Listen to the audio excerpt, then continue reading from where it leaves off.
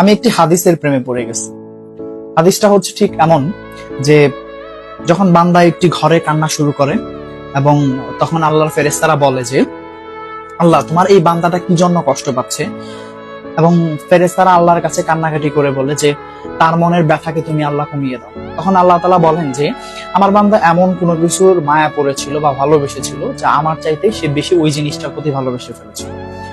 আমি আমার বান্দার কষ্ট আমি বুঝি এবং আমি দুঃখী মানুষের মানে ভগ্ন হৃদয়ের মানুষের খুব কাছাকাছি অবস্থান করি। কত দূর? এক হাত দূরে আল্লাহ তাআলা অবস্থান করেন। হ্যাঁ?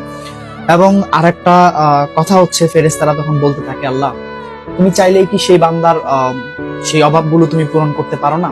তখন আল্লাহ তাআলা বলেন যে আমি ওয়াদা করতেছি আমার বান্দা যে জিনিসটা তার জীবন থেকে হারিয়েছে তার চাইতে অধিক উত্তম জিনিস আমি তাকে দিব, যা দেখে পৃথিবীর মানুষ বিস্মিত হবে।